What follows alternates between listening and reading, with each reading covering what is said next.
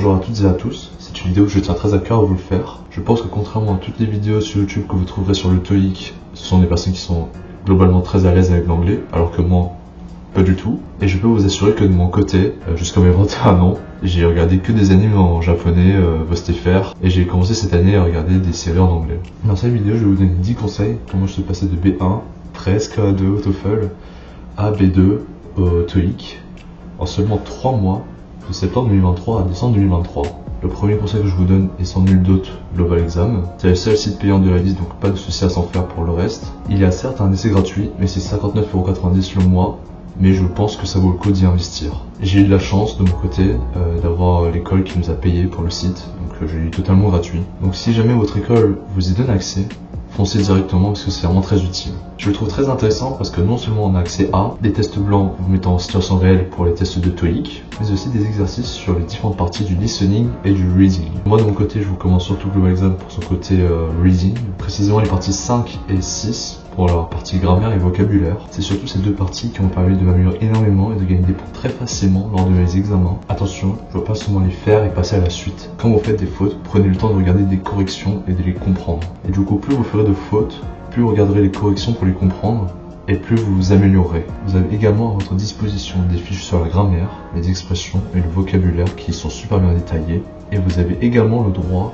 à des exercices sur ces notions. Cependant, je vous recommande davantage de faire des exercices de la partie 5 et 6 directement, et en dernier recours de regarder des fiches à la fin si vous ne comprenez toujours pas les notions de grammaire. Il y a également quelques vidéos courtes de présentation sur le TOEIC, mais ne vous y attardez pas dessus, ce n'est pas très intéressant. Pour résumer vite fait tout ça, Global Exam je le trouve très intéressant pour sa partie test blanc, pour vous mettre en situation réelle d'examen, mais le plus intéressant selon moi, c'est surtout pour ces exercices de la partie 5 et 6, car en fait elle vous permet justement de vous améliorer énormément sur la partie grammaire vocabulaire, mais plus partie grammaire où vous aurez du mal à vous améliorer avec d'autres méthodes. En tout cas, c'est la seule méthode que je connaisse qui est très efficace pour moi d'apprendre la grammaire. Bien sûr, en deuxième conseil, je vous recommande très fortement de regarder des séries anglaises qui vous plaisent. Et j'insiste sur le mot qui vous plaise, c'est très important. Je le sais très bien, même moi j'ai commencé vraiment 3 mois à regarder des séries anglaises et c'était très dur au début. Et je précise qu'il faut absolument regarder des séries en anglais, sous-titré anglais et non sous-titré français, parce que sinon on est trop concentré à lire les sous-titres en français et c'est très compliqué de se concentrer à apprendre l'anglais dessus justement. Et essayez absolument de comprendre l'oral avant d'essayer de lire les sous-titres anglais. Ça ne peut que vous aider à améliorer votre compréhension 2 fois plus vite, car vous saurez comment un mot se prononce en anglais. Par exemple, Queen's Gambit, qui est ma première série que je regardais, je prenais tous les soirs à regarder un épisode d'1 heure en 2 heures, car justement je prenais beaucoup de temps à faire des pauses et à chercher les mots sur internet. Vous verrez qu'au moment où vous améliorez, ce sera le moment où vous passerez de moins en moins de temps à regarder l'épisode et en cherchant les définitions sur internet. Et bien évidemment, comme je l'ai dit au début, il faut que vous regardiez des séries que vous aimez énormément. Ça peut bien sûr arriver que vous ne vous accrochez pas à une série, comme c'était le cas avec moi pour Friends. Désolé les fans de Friends. Cela ne vous donnerait juste pas envie de regarder les épisodes et vous forcerait à regarder les épisodes en anglais. Mais vous prendre plus de temps justement à chercher celles qui vous plaisent avant de vous lancer et après vous allez voir ce que ça va passer à une vitesse mais incroyable. Et mon grand coup de cœur cette année que je vous recommande, c'est 13 Reasons Why, que ma soeur m'a recommandé et qui traite du harcèlement scolaire, du stockage, du viol. Et c'est des thèmes que je trouve très importants de nos jours. Et petit conseil, si possible, essayez de trouver des séries qui sont en lien avec les thèmes du TOEIC, comme par exemple les études ou la vie en entreprise par exemple. En troisième conseil, je vous recommande YouTube, qui est quasiment le même conseil que les séries en anglais tout à l'heure, sauf que si vous regardez des vidéos d'une plus courte durée, c'est la plateforme idéale pour vous.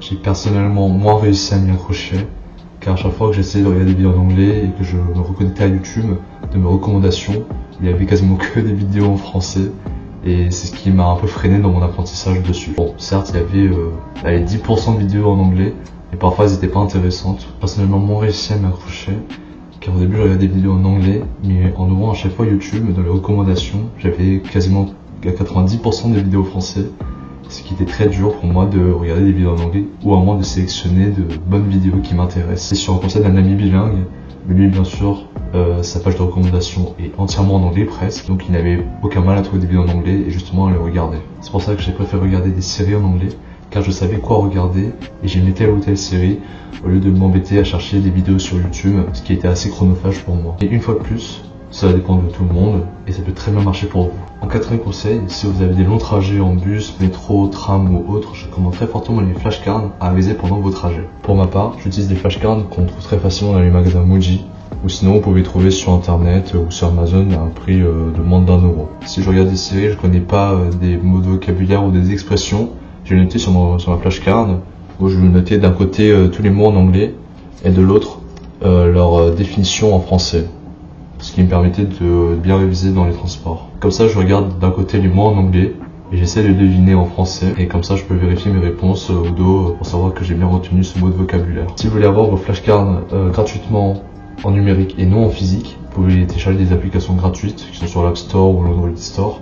Et ce que je vous recommande le plus, c'est de télécharger l'application Quizlet. Voici la 5e recommandation, donc Quizlet, qui est non seulement utile pour faire des flashcards, mais aussi utile pour réviser et faire des petits exos qui sont super ludiques à faire.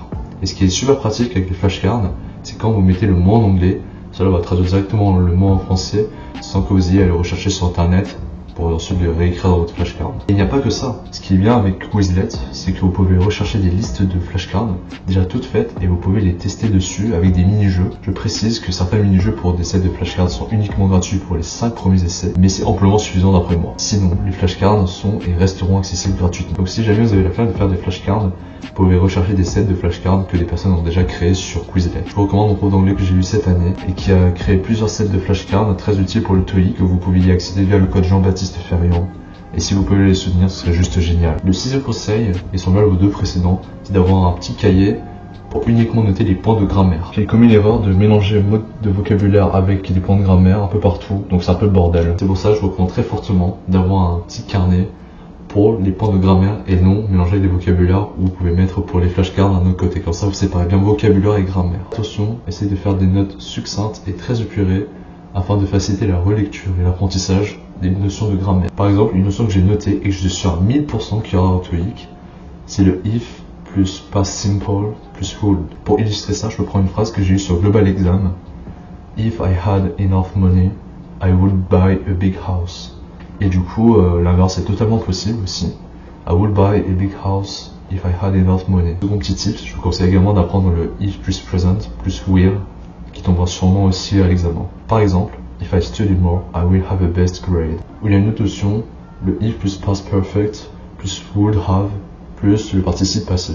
If you had studied harder, you would have passed the test. Le 7e conseil, c'est si vous lisez déjà des œuvres en français, essayez de les lire en anglais. Personnellement, je lis des chapitres de manga sur internet, en anglais, bien sûr. Et c'est exactement le principe que les séries et les vidéos YouTube. Prenez des pauses pour chercher les mots de vocabulaire sur internet. Cela permet non seulement d'améliorer votre compréhension écrite et votre vitesse de lecture pendant la partie reading du TOEIC. Je vous rappelle, c'est très important de lire très rapidement afin de ne pas perdre de temps pendant la partie reading du TOEIC et d'avoir le temps de tout finir, ce qui n'a malheureusement pas été mon cas. Le 8e conseil peut paraître un peu original et bizarre. Je vous conseille notamment de télécharger sur Steam le jeu VRChat. C'est un monde virtuel dans lequel vous pouvez parler et interagir avec des personnes du monde entier en anglais et ainsi améliorer votre compréhension orale et être plus attentif au listening.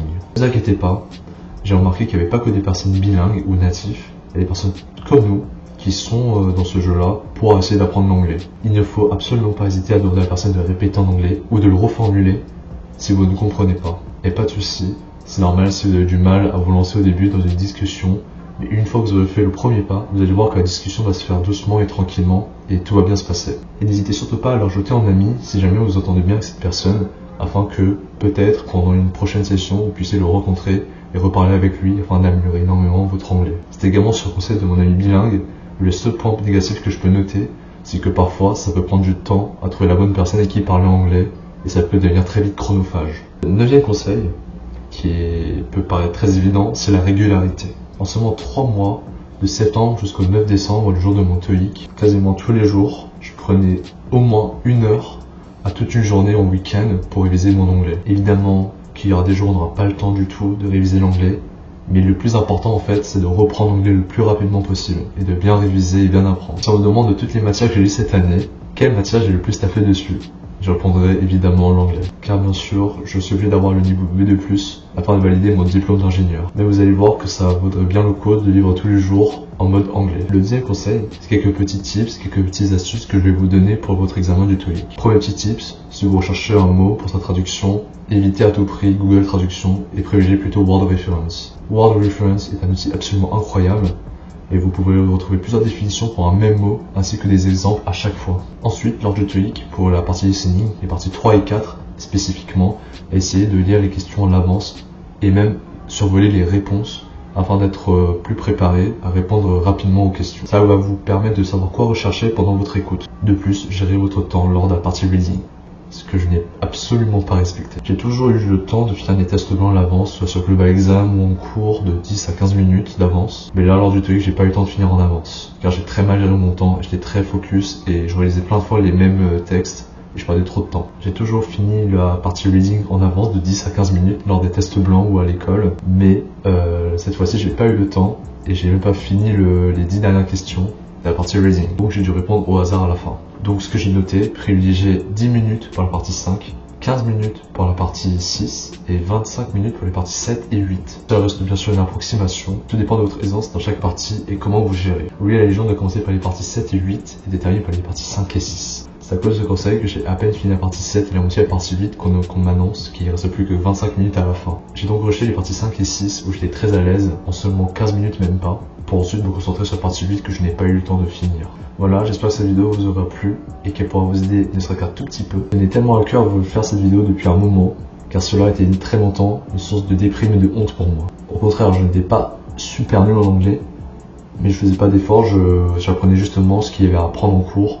Comme par exemple au collège, quand il fallait apprendre les verbes irréguliers, je les apprenais et puis basta, je n'apprenais plus rien d'autre. Et c'est lors de ma deuxième année en prépa intégrée où j'ai eu B1 au TOEFL et j'ai frôlé le niveau A2 et cela m'a pénalisé énormément et m'a fermé énormément de portes pour les destinations au semestre à l'étranger pour mon école. Et j'ai eu donc beaucoup de mal à me remettre pendant plus d'un semestre et quand j'en parlais à mon entourage, rares sont ceux qui m'encourageaient et nombreux sont ceux qui se moquaient de moi. Mais je l'avais pris comme source de motivation et cela me donnait envie de montrer davantage aux autres qu'ils avaient tort. Et je sais que ça peut dépendre de la sensibilité des gens, car certains peuvent le prendre très mal et donc partir en dépression. Et c'est pour ça que je vous donne énormément de force à vous. Vous pouvez réussir maintenant. Et c'est cette année en Master 1, en gros ma deuxième année de cycle ingénieur, que j'ai appris que je suis obligé d'avoir le niveau B2+, afin de valider mon diplôme d'ingénieur. En gros, la plupart des écoles d'ingénieurs, je pense, demandent d'avoir un niveau B2+, au lieu d'un niveau B2, afin de valider le diplôme. C'est-à-dire le B2, on l'obtient à partir de 785 points sur 990. Et le B2+, en l'occurrence pour ma part, je suis obligé d'avoir au moins 800 points